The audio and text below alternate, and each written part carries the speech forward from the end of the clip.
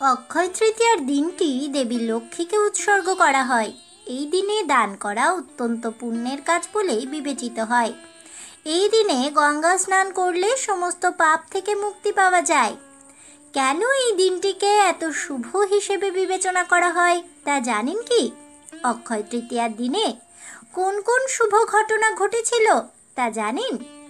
অক্ষয় তৃতীয়ার দিনটি এত মাহাত্ম্যপূর্ণ কেন? বন্ধুরা, চলতি বছরে অর্থাৎ 2024 সালে অক্ষয় তৃতীয়া কবে পালিত হতে চলেছে তার শুভ সময়সূচি সম্পর্কে জানেন কি?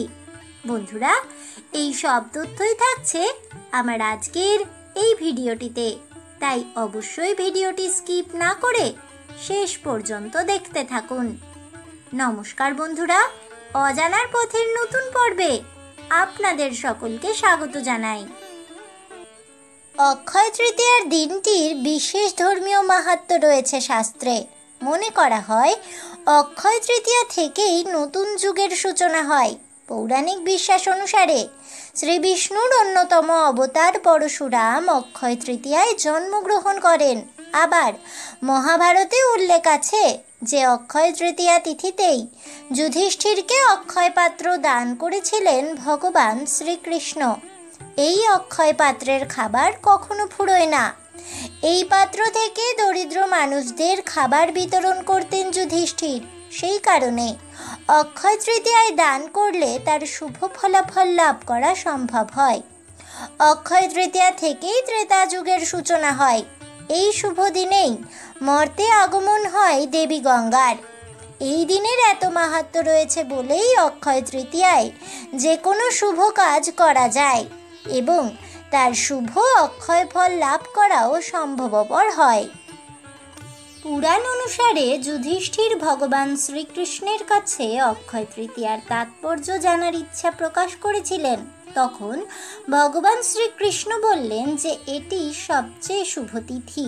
এই দিনে যে ব্যক্তি স্নান করে, জপ করে, তপস্যা করে, যজ্ঞ করে, অধ্যয়ন করে, পিতৃপুরুষের কাছে প্রার্থনা করে এবং যথাসাধ্য দান করে, সে অক্ষয় পুণ্য লাভের অধিকারী হয়। অক্ষয় তৃতীয়ার পৌরাণিক বিশ্বাস অনুযায়ী প্রাচীনকালে এক দরিদ্র বৈশ্য বাস করতেন। দেবতাদের প্রতি তার অগাধ বিশ্বাস ছিল। তিনি তার দারিদ্রতার জন্য খুব কষ্ট পেয়েছিলেন। একদিন কেউ তাকে অক্ষয় তৃতীয়ার উপবাস পালনের পরামর্শ দেয়।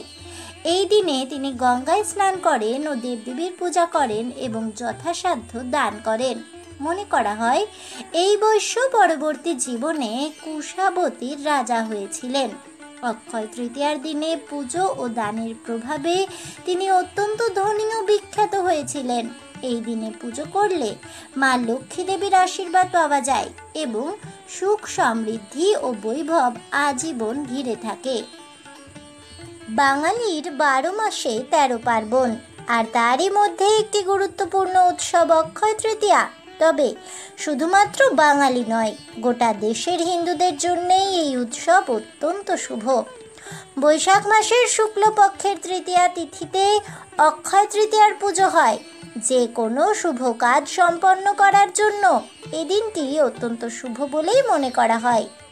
সংস্কৃত ভাষা অনুসারে অক্ষয় শব্দের অর্থ হলো যার কোনো ক্ষয় নেই, অর্থাৎ যা কখনোই শেষ হয়ে যায় না।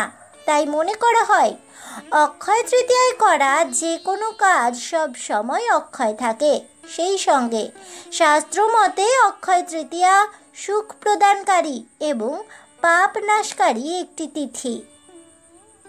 আগামী 10ই মে বাংলায় 27শে বৈশাখ অক্ষয় তৃতীয়ার শুভ তিথি পড়েছে।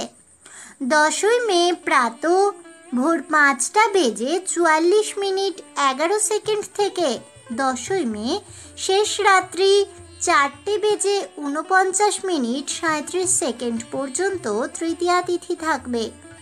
10ই মে ভোর 4:17 থেকে 11ই মে মধ্যরাত্রি 2:50 পর্যন্ত থাকবে সোনা কেনার শুভ সময়।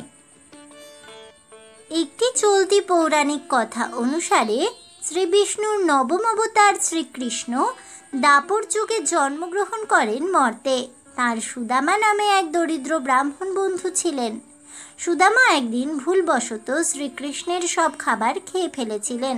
এরপর তিনি শ্রীকৃষ্ণকে খাবার দিতে এক মুঠো চাল নিয়ে তার ঘরে আসেন। তাকে খাওয়ানোর জন্য বন্ধু সুদামার এই আচরণ মুগ্ধ করেছিল ভগবান শ্রীকৃষ্ণকে। এরপর ভগবান শ্রীকৃষ্ণের আশীর্বাদে সুদামার সমস্ত দারিদ্রতা ঘুচে যায়। মনে করা হয় যেদিন এই ঘটনাটি ঘটেছিল সেদিন ছিল বৈশাখ মাসের শুক্লপক্ষের তৃতীয়া তিথি, তাই এই বিশেষ দিনটি অত্যন্ত শুভ। আবার এই পুজোর সঙ্গে জড়িয়ে আছে কয়েকটি পুরাণের কথা। শোনা যায় মহাভারতে কৌরবদের কাছে পাশা খেলায় হেরে 12 বছরের জন্য বনবাস ও 1 বছরের জন্য অজ্ঞাতবাসে যেতে বাধ্য হয়েছিলেন পাণ্ডবরা। তাদের বনবাসে থাকার সময়ে ফের কৌরবদের চক্রান্তে মুনি দুর্বাসা তার শিষ্যদের নিয়ে এক রাত্রি পাণ্ডবদের আশ্রয় গ্রহণ করতে যান।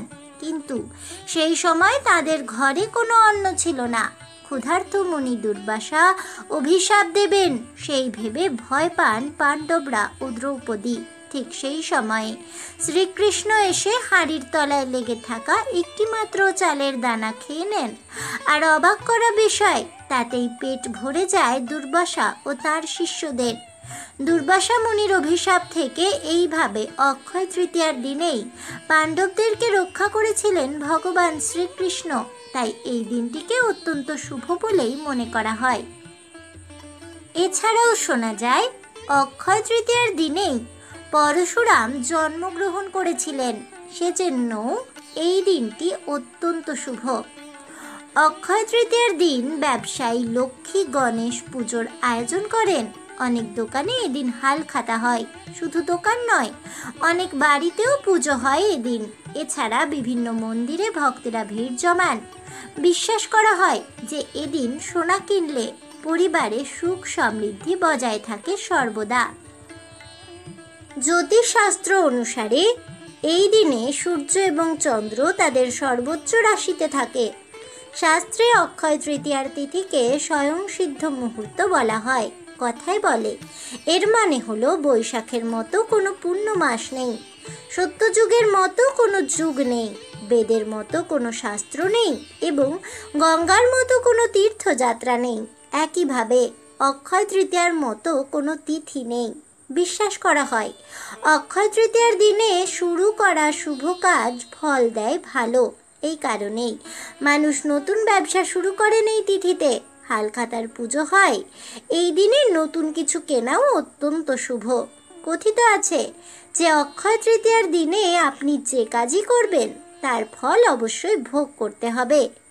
এদিনে ভালো কাজ করলে ভালো ফল পাওয়া যায়, অন্যথা খারাপ কাজ করলে বা অন্যায় করলে তারও ফলাফল পাওয়া যায়। অক্ষয় তৃতীয়ার দিনে ভগবান পরশুরামের জন্মতিথি। পরশুরামকে 24 দেবতার মধ্যে ষষ্ঠ অবতার হিসেবে বিবেচনা করা হয়। পরশুরাম ছাড়াও ব্রহ্মার পুত্র অক্ষয় কুমারও এই দিনেই জন্ম নেন। অক্ষয় তৃতীয়া থেকেই সত্যযুগ, দ্বাপর যুগ ও ত্রেতা যুগের সূচনা হয়। কেনাকাটার পাশাপাশি অক্ষয় তৃতীয়া দান ধ্যানের জন্যেও সমানভাবেই গুরুত্বপূর্ণ। এই দিনে কর্ম, সেবা এবং দান ইত্যাদির মাধ্যমে মানব ধর্ম অনুসরণ করা যায়। অক্ষয় তৃতীয়ায় জব দান করা হয়। স্বর্ণদানের সমতুল্য বলেই এই জব দান বিবেচিত হয়। সেই সঙ্গে জমি, সোনা, পাখা, ছাতা, জল, ছাতু, কাপড় ইত্যাদিও এই দিনে দান করা যেতে পারে। কথিত আছে অক্ষয় তৃতীয়ায় রোহিণী নক্ষত্র থাকলে এই দিনের গুরুত্ব 1000 গুণ বেড়ে যায় এবং চলতি বছরে অর্থাৎ 2024 সালের 10ই মে 27শে বৈশাখে অক্ষয় তৃতীয়ার দিন রোহিণী নক্ষত্র থাকবে সকাল 10:47 পর্যন্ত। অক্ষয় তৃতীয়ার দিনেই 4 ধামের দরজা খুলে যায়। এদিন শ্রী বদ্রীনারায়ণ, কেদারনাথ এদিনে দরজা খুলে দিয়ে দেখা যায় সেই অক্ষয় দ্বীপকে। বছরে মাত্র একবার অক্ষয় তৃতীয়ায় বৃন্দাবনে বাঁকে বিহারীর পা দেখা যায় বলেই বিশ্বাস করা হয়। শাস্ত্র অনুসারে এই পবিত্র তিথিতে কোনো শুভ কার্য সম্পন্ন হলে তা অনন্তকাল অক্ষয় থাকে। এদিনে পুণ্য অর্জন করার জন্য বিশেষ কিছু জিনিসের দানের কথা বলা হয়েছে। এদিন প্রতিটি কাজ সাবধানে করা উচিত। খেয়াল রাখতে হবে ভুলেও যেন কোনো খারাপ কাজ না হয়, কখনো যেন কোনো কটু কথা মুখ থেকে না বেরোয়, কোনো কারণে যেন কারো ক্ষতি না করে ফেলি, কারো মনে যেন আঘাত না দিয়ে ফেলি। তাই এদিনে যথাসম্ভব মৌন থাকা জরুরি। এদিন পূজা, জপ, ধ্যান, দান, অপরের মনে আনন্দ দেওয়ার মতো কাজ করা উচিত। যেহেতু এই তৃতীয়ার সব কাজ অক্ষয় থাকে, তাই প্রতিটি পদক্ষেপ ফেলতে হয় সতর্কভাবে। দিনটা ভালোভাবে কাটানোর অর্থ সাধন জগতের অনেকটা পথ একসাথে চলে ফেলা। কুবেরের ধন ঐশ্বর্যের কথা তো সকলেই জানে। বলা হয় অক্ষয় তৃতীয়ার পুণ্যতিথিতেই কুবেরের তপস্যায় সন্তুষ্ট হয়ে দেবাদিদেব মহাদেব তাকে অতুল ঐশ্বর্য প্রদান করেন। কুবেরের লক্ষ্মী লাভ হয় বলে এদিনে বৈভব লক্ষ্মীর পুজো করা হয়। এদিনই বন্ধু সুদামা ও দ্রৌপদীকে অক্ষয় পাত্র দিয়ে ধন সম্পদে ভরিয়ে দিয়েছিলেন ভগবান শ্রীকৃষ্ণ। আবার এই দিনেই জন্ম হয়েছিল মা অন্নপূর্ণার। এদিনই দুঃশাসন দ্রৌপদীর বস্ত্রহরণ করতে যান এবং সখী কৃষ্ণাকে রক্ষা করেন ভগবান শ্রীকৃষ্ণ। শরণাগতের পরিত্রাতা রূপে এদিন ভগবান শ্রীকৃষ্ণ দ্রৌপদীকে রক্ষা করেন। বলা হয় তীর্থঙ্কর ঋষভনাথ এই দিনেই তার 1 বছরের উপবাস ভঙ্গ করেছিলেন।